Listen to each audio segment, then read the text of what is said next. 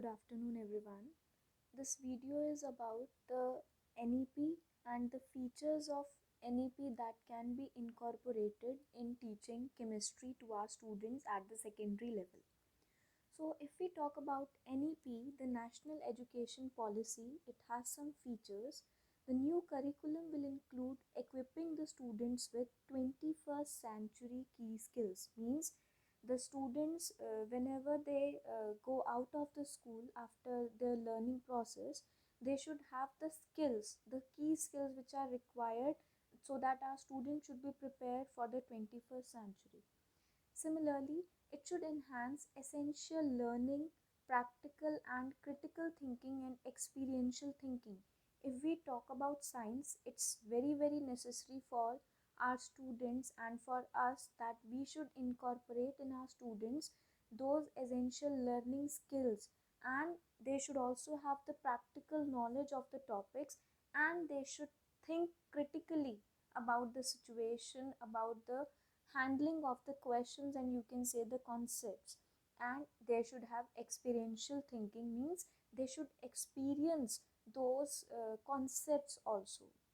And there is reduction in previous curriculum content, so that whatever the curriculum is, the student should be very much familiar, and you can say it could have the student could have hands-on experience on all the topics, on the concepts. There is more flexibility in choosing the subjects, and you know that there is no distinguish between science, commerce and maths. Student can choose any of the subject whatever they want to. And there are co-curricular activities and vocational activities and academic streams according to the NEP. And there must be vocational education, that is very much necessary, which will include internship and which will be imparted from class 6 onwards. So these are some of the key features of the National Education Policy. NCFSE 2021 National Curriculum Framework for School Education will be created by NCRT. Now, CBSE has also introduced case-based questions. These case-based questions are incorporated for the assessment of cross-curricular competencies. If student is just answering the simple question, the subjective type of pattern and the simple MCQs, that does not enhance their thinking power, their competencies about the topics of the curriculum. And it should inhibit rote memorization through reflecting and evaluating the content introduced. In the case-based questions, what do? We provide a situation, we provide a paragraph, we provide a condition to the student, and student go through that paragraph, and on the basis of that he or she may be able to solve the questions. So that inhibit the rote memorization of the student by thinking over that particular topic in the exam only. Thirdly, case-based questions present learners with situation or context from beyond the textbook. As I told you earlier, that case-based questions can be of three types. One of the type of case-based questions is that a paragraph is given to the student. That topic may or may not be from their book. If the topic is not from the book of the student, then student have to read the paragraph to analyze the situation in the exam room only. So that will help to develop its cognitive power. So now today we'll discuss the chemical reactions and equations chapter, that is the class 10th chemistry chapter 1, and we'll discuss it in context to NEP, that how these topics should be taught according to the NEP. So first of all, there are chemical changes. We know that in the earlier classes also students learn what are the physical and what are the chemical changes. So what are chemical changes? Chemical changes are basically the changes in which new substances with completely different properties are formed.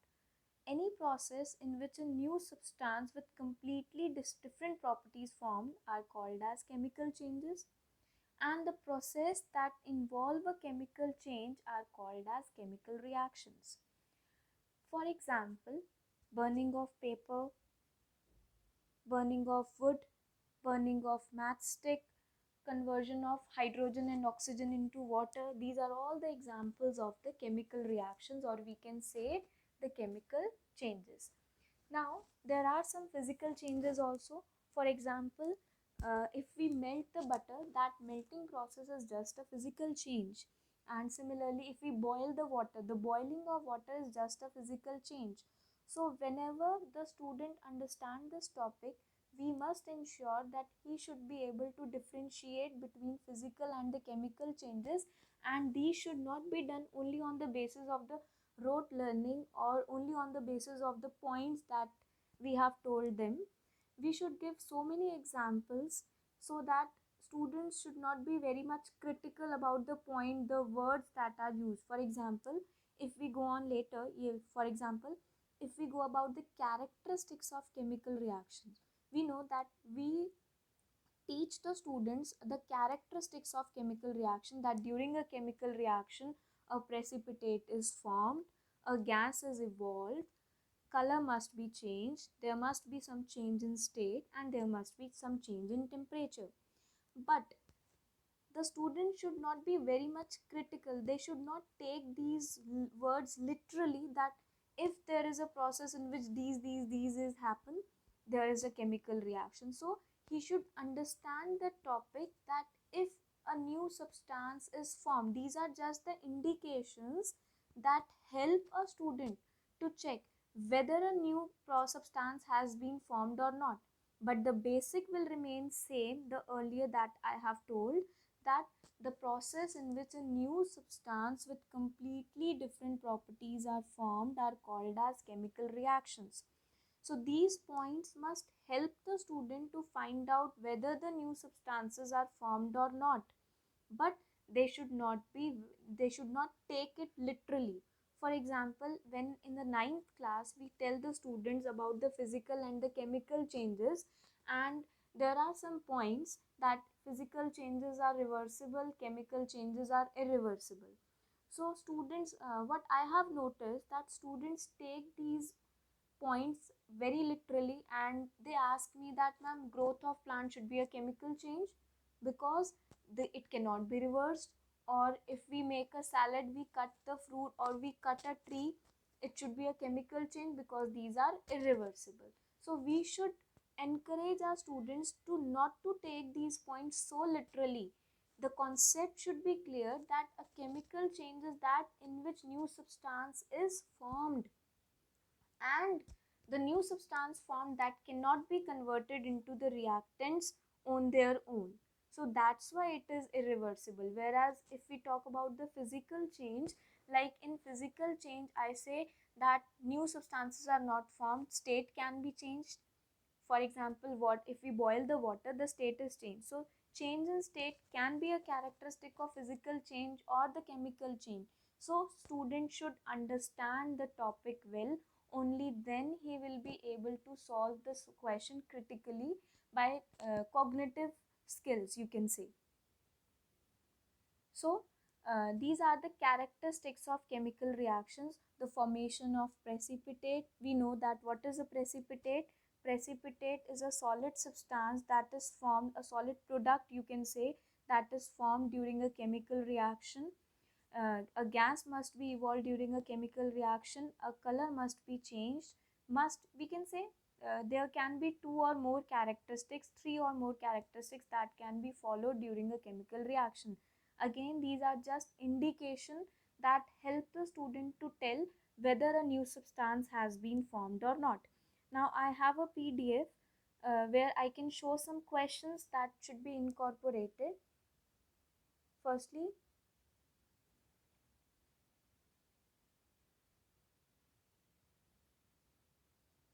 we can use these balanced chemical equations, unbalanced chemical equation. We should teach our students to balance the chemical equation. Some of the students think that balancing will not come in the multiple choice question exam and they leave the topic.